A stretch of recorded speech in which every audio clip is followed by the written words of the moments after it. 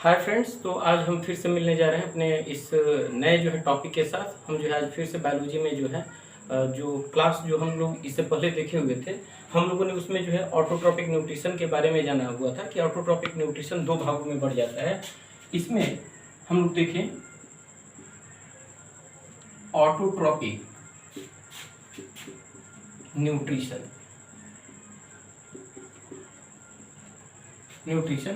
is classified into two types: phototropic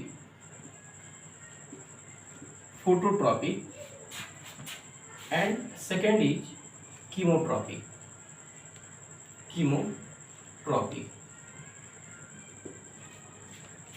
तो इसमें मैंने आप लोग को बताया था कि फोटोट्रॉपिक में होता क्या है कि वास्तव में ऐसे जितने भी जो ग्रीन प्लांट्स होते हैं, all the green plants, they are included in the phototropics. Why? Because they have the chlorophyll molecule.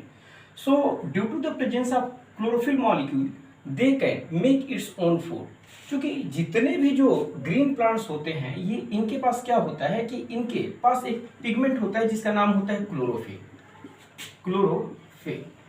हालांकि क्लोरोफिल के पिगमेंट की हम बात करें तो आप ये ध्यान में रखिएगा, ये भी कई प्रकार के हो जाते हैं। जैसे क्लोरोफिल पिगमेंट ए होता है, बी, सी, डी और ई। इनमें से मैक्सिमम जो होता है क्लोरोफिल मॉलिक्यूल ए बी जो होता है वो मैक्सिमम लाइट को ट्रैप करने की शक्ति रखता है।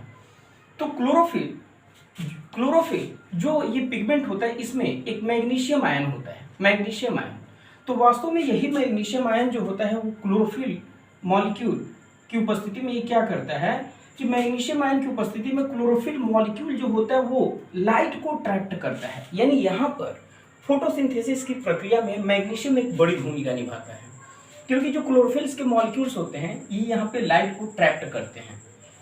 और दूसरा जो होता है वो कीमोट्रॉपिक होता है। वास्तव में बहुत सारे ऐसे हमारे सराउंडिंग में बहुत सारे ऐसे माइक्रो ऑर्गेनिज्म पाए जाते हैं जो कुछ केमिकल की उपस्थिति में अपने फूड का स्वयं जो होते हैं निर्माण करते हैं। वास्तव में ये कुछ स्पेसिफिक केमिकल को कंटेन करते हैं, specific chemical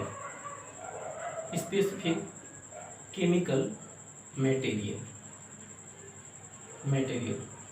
Actually, some microorganism they contain some specific chemical material. So due to the presence of this chemical material, they can synthesize its own food. Because this chemical material actually it is not a true chlorophyll molecule, but it is act as a chlorophyll molecule. So इसलिए हम ये कर सकते हैं कि यहाँ पे जो कीमोट्रॉपिक में आने वाले जो माइक्रो ऑर्गेनिज्म होते हैं, खास तौर से हम ब्लू ग्रीन एल्गी की बात करें,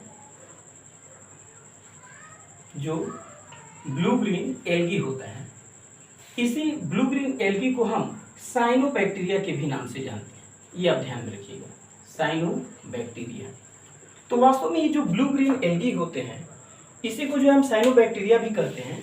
तो ये कुछ इनके बॉडी के अंदर जो है कुछ ऐसे केमिकल मटेरियल होते हैं जो वास्तव में क्लोरोफिल के मॉलिक्यूल तो नहीं होते हैं, लेकिन ये क्लोरोफिल मॉलिक्यूल के समान ही बिहेव करते हैं।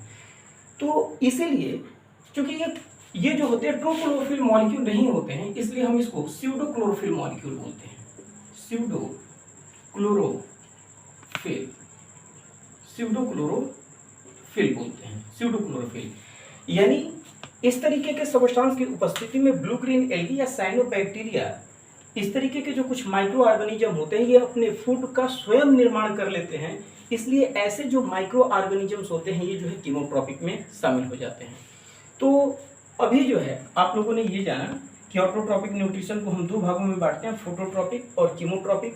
फोटोट्रॉपिक में जितने भी जो ग्रीन प्लांट्स होते हैं ये जो होते हैं अपने क्या करते हैं, फूड का निर्माण करते हैं। अच्छा, एक चीज़ और ध्यान रखना है, जैसे जो फोटोट्रॉपिक में होता है तो जितने भी प्लांट्स जो फूड का निर्माण करते हैं ये वास्तव में मैक्सिमम जो होता है ये लीव्स के अंदर होता है, लीव्स के अंदर।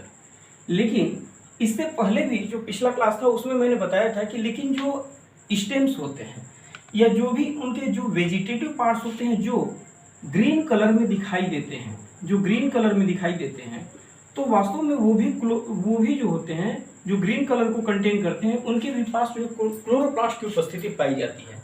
लेकिन मैक्सिमम जो फोटोसिंथेसिस की जो प्रक्रिया होती है वो लीव्स में होती है।